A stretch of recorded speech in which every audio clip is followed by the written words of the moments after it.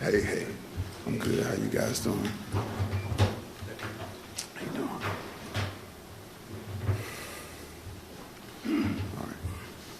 All right. Thank you, everyone, for being here today. I want to start out by saying that I appreciate all the Spartans who have reached out to me over the last couple of days for their support. I'm here today to talk about our team and about our game against a very good opponent in Washington. Our focus and energy has been really good after these first two days of practice. And our job as a staff is to focus on our guys and get them ready and prepared for the game on Saturday. We had a team meeting on Sunday where I met with them, and I told those guys that, hey, man, we got to all come together in this time of adversity, and we have to be unified through the adversity so that we can, and then we need all our leaders to lead, not only the coaches, but the leaders to lead. And I told them they lead by love, encouragement, accountability, and discipline. So we have to lead. We all have to lead. This is a determined group. They worked very hard this off season. They've worked very hard so far this season. Hey, we're 2-0, right? And they're still motivated and excited to move forward in this season. We have a mission to complete, so we're mission focused. With all that, I'll open it up to questions. Thank you. Coach, you talk about leadership. Can you just talk about Coach D'Antonio, what that means about him coming back, and what are his duties as far as the week and then game day, if you could let us know about that? So Coach D, that's my guy, man. First coach, he hired me into my first coaching job was with Coach D'Antonio at the University of Cincinnati back in 2004, and we were together 14 straight years. Did 3 years there at the University of Cincinnati, and another 11 here at Michigan State. And Coach D brings the calming presence, the wisdom, the knowledge of being a head coach, a very successful head coach at that. And so he's bringing all of that as our associate head coach. And so any and all ways he's willing to help with us, and that's what he's going to do. So he's helping in all aspects of the operation. Harlan, you've been doing this for a couple decades, and this is obviously your first chance to be a head coach. Obviously the circumstances are not ideal. How do you, I guess, what's this like for you just personally and professionally to now be in that top spot and, obviously with an undefeated team and facing, a very good opponent this weekend in your debut? I'm being totally honest here. I wanted to be the head coach at Michigan State, but not in this way, obviously. And so that's always been a goal of mine. I'm a Spartan through and through, and anybody that knows me knows that I am a Spartan. They will tell you that, a dude that's green all day. And so I really appreciate the opportunity to be able to be the head coach here. Again, not like in the circumstances. I think the players, I connect with those guys in a good way. And it's how I've been feeling personally is like this because of how it happened. You know what I mean?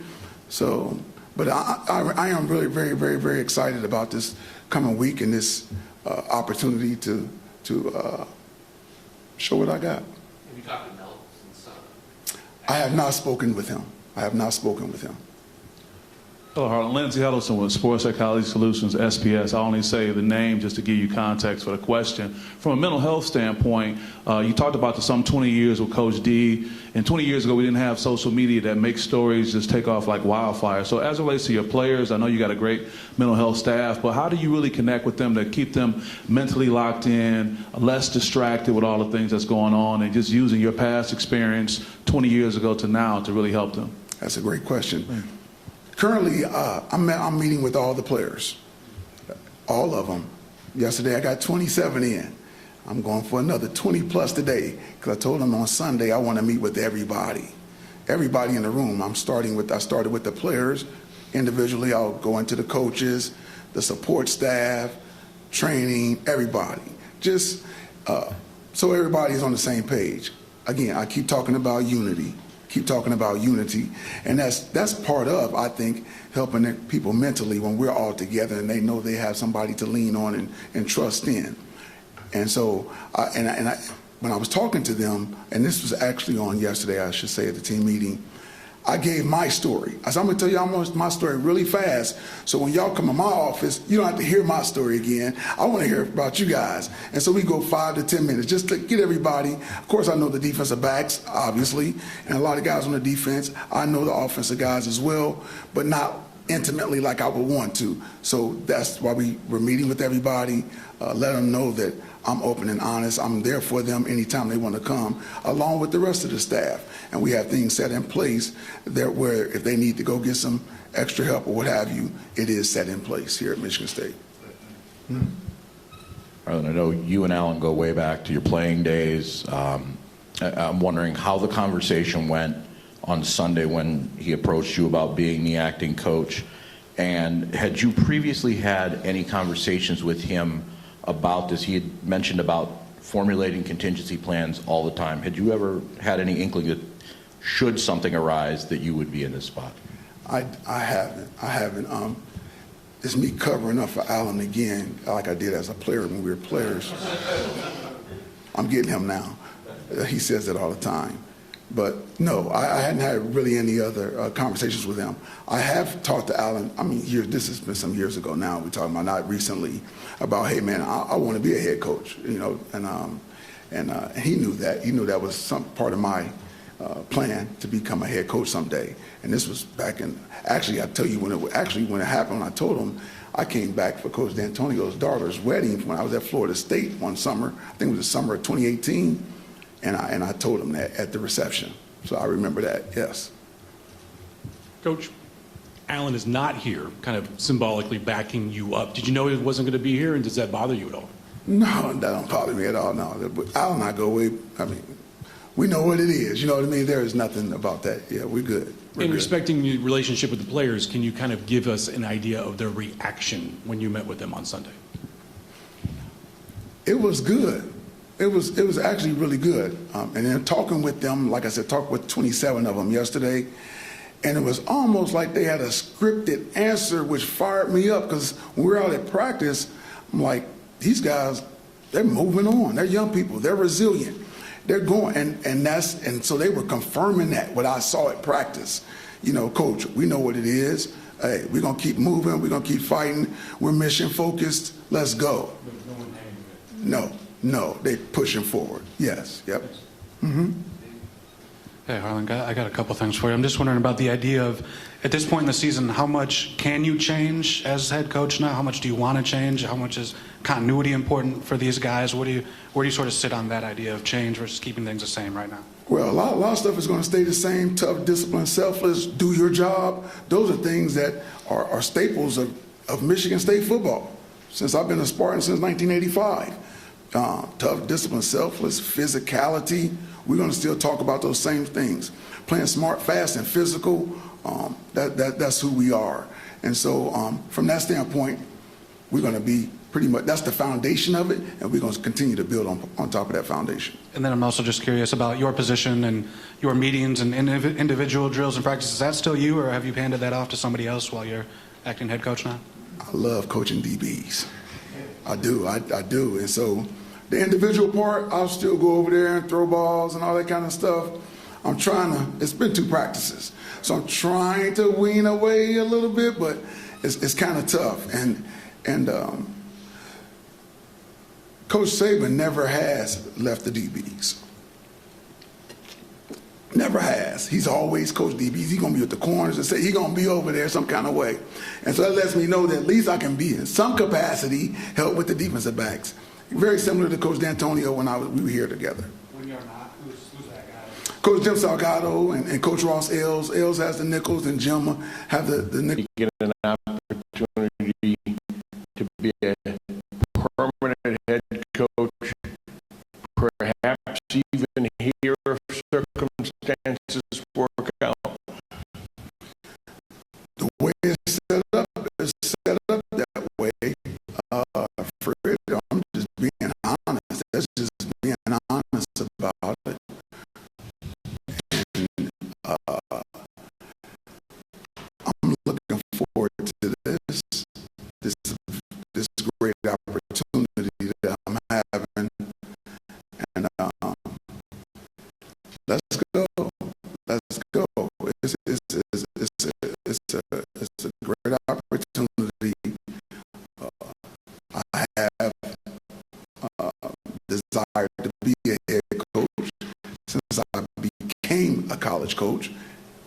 I'm very grateful for this opportunity. Your school is bleeding right now. Is this also an opportunity to kind of, you can't fix it alone, but to help bridge it and bring this thing back to where you think it should be? Absolutely. Our Spartans, and they all, when I say this, all Spartans know what I'm talking about. And we always talk about the chip on the shoulder, hard work. Tell people sometimes, I'm a dog. I'm a dog. Be a dog. We're going to push through this as Spartans do, as Spartans will, right? Spartans will. And we will push through this. We'll become better for it, like everybody does when they come out of adverse situations, that keep fighting and keep pushing through. So I expect that to happen. Quick clarifying question. You said you haven't spoken to Mel since, when's the last time you talked to Mel? Let's see, when Saturday was the game, right? So the last time I actually spoke with him. Okay, and text? He did text me. We text, and he was all in support of the team, of the coaches and the team. And then my question's for the players. Can you reflect and have some empathy for what they have gone through in the last calendar year, what happened in the Michigan Stadium tunnel, mass shooting, and now this? I can't imagine there's a collection of college football players ever who have dealt with what these players have to deal with and have had to. No question, and no disrespect, but Virginia was a tough situation also. Again, young people are very resilient. They just know how to push through. I mean, it's the life that they're living in. If you're on social media or whatever, it's something going wild and crazy all over the world that they're seeing. It's almost like they're immune to it sometimes. But you can't let them just walk away and act like nothing happened. You have to talk to them and dig it out of them, and they'll talk to you. They'll talk with you.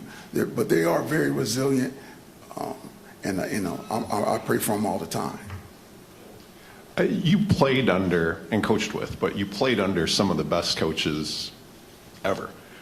What do you take from them that helps guide you in this? Attention to detail and discipline. And from whom? Nick and Belichick. Nick and Belichick, and then Coach D, all along the line. So those guys were on attention to detail and discipline big time. And it's kind of how my father never was my coach, but was very, very disciplined. Very disciplined. And so when I got with those guys, it was like, this is what I'm used to. You know what I mean? This is what I'm used to, very detailed in the things, how he would teach me and coach me up, my father. And so that's the same way those guys were and are. So I've been blessed to be able to be under such great coaching. I mean, those two guys considered the best to do it in their college and pro, arguably. Hey, Harlan, over here to your right. Gotcha. I'm just wondering, in the last few days, with your conversations with Mark, aside from the football talk, what kind of advice or thoughts has he shared with you about this opportunity? Because it's certainly one that you guys have shared, I think. Absolutely. He's told me some things that you're going to go back to doing certain things that we did in the past. I told him, I said, I'm thinking about doing this. And then he said, how about this? And I can't share all this stuff. I don't want to share all of it. But I'm glad he's here. Love me some Coach D, man. I love Coach D. Again, I go back to 2004 when he first hired me.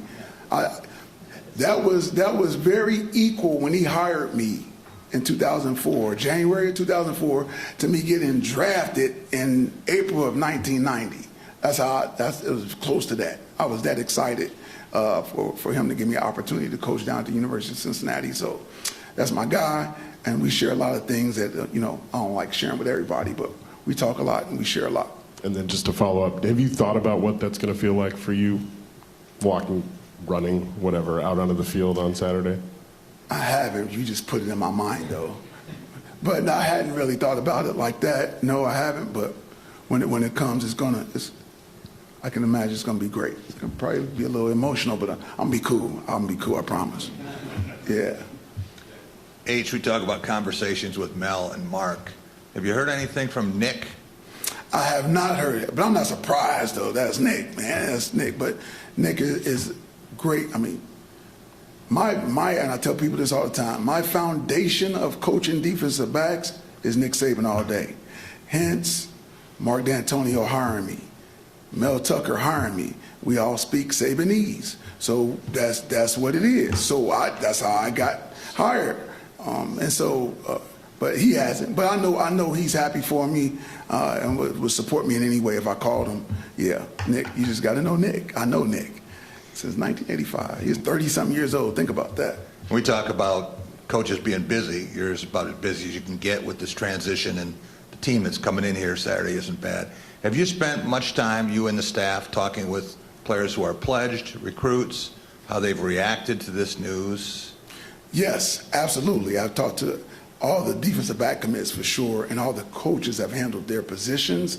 I'm going to then go behind the coaches at the other positions between today and tomorrow and talk to those other committed guys. Any reactions or questions that have come up a lot? They were really good. I can't say names, obviously, you know that, but they were really, Coach, we locked in with you. We're locked in. We're with you. And they had some questions and concerns early on. Hey, you know, what's going to happen, and just that and the other. And but they're all in right now. They're all in. Harlan, over here. Yes. You mentioned sitting down with as many of the actual players as you could individually, and I'm wondering what sort of questions and concerns, sort of what has been something that's come up repeatedly, or something that was an interesting question or concern that came up during those conversations. Got you. What they all kept saying was, I said, how you feel? My first question to them when they sit down, what's your feeling about the team? How's the team? We're good, Coach. We're good. We had a team-only meeting on Sunday prior to Alan Howler coming in to talk to us. And then you had the meeting behind that on Zoom. We're good. They all said, we talked about, hey, we're on a mission. We're on a mission. And we're going to complete this mission. And so let's do what we got to do. Let's lead. Let's support the coaches and go from here. And they all said that. So that was very, very encouraging for me, because that's a sign of the unity that I was talking about. And so, but anything other than that interesting, no. I think if I had to say this, a couple of them might say when it first happened, I was a little like, what's going on? You know, but once we had that player-only meeting, it seemed like they all got back on solid ground. They were a little shaky at first, and when they had the players-only meeting, they got back on solid ground. Harlan, yeah, I was kind of wanted to go off of that a little bit, just in terms when you met with each player individually. If anybody had said anything to you about if they were sad or angry about what had happened, and then, you know, just kind of rallying together in that sense. Sad and angry never came up as the first 27 guys that I've spoken with, and those guys have all been the older guys as well. We tried to work with the older guys and working our way down to the younger guys, but no sad or angry. Sympathy for Coach, but other than that, they were great. And then just want to follow up real quick. You do have a lot of religious players on your team this year. They're very spiritual, the ones that we've been able to speak with as well. So how do you maybe hope? I am too. How do you hope then that maybe some of that, you know, you mentioned everyone needing to come together to lead. How do you think that can bring people together? I think it'll bring people together perfectly. The ultimate way to bring people together. So something we used to do with Coach D'Antonio was when he was here every day, every day after practice, everybody come up and he'll say, "Who got it?" And somebody would pray, and so we did that yesterday. And so, you know, I'm looking forward to bringing that back. And when I say "Who got it," somebody was like, "I got it." You know, a lot of times it's quiet and they wait. Well, I got it then. You know what I mean? But it was immediate. So that's an awesome thing. Harlan, I understand from Sunday's press conference that Coach D is going to wear headsets. Yes. My question to you is his role less X's and O's and more to be a calming influence on this team and on you? Bingo. Bingo. But you haven't been doing this for so long, Fred, that you can figure things out. But yes, that's what it is more than anything. That's what it is. That's exactly, I couldn't say it better. And he was open arms with this, right? Yeah, you already know it. Yes. Because he looked at me as like, that's one of my guys. So I'm going to come back and support one of my guys. And so, Coach D, since he's been retired in the summer, he goes around. He goes to Pitt. He goes to wherever Luke is. He goes. He comes here. He was at some of your practices. wasn't he? Yes, so he's been doing that. He supports his guys. It's a two-part question, something you'll get used to. The first part, I'm wondering, do you have any injury updates on particularly Windman, Berger, and Mangum? So y'all just I told them, this is fine. I even have to laugh. But I've been around Belichick. So I'm giving Belichick answers to injuries. He's day to day. I anticipated that. The second part of it was more of a football question as well. Your first challenge is to face Michael Penix, who you've faced a couple times now. Mm-hmm. In the overseer role, do you take more of an onus and emphasis on that, knowing what he did last year against you guys, and how do you kind of get the guys away from their minds on the situation and more on the football at this point? Well, like I said, after they had that meeting they talked about on Sunday, they've been focused. They're locked in. They know what the challenges that are ahead of us with Penix, sorry, and he's a really good football player.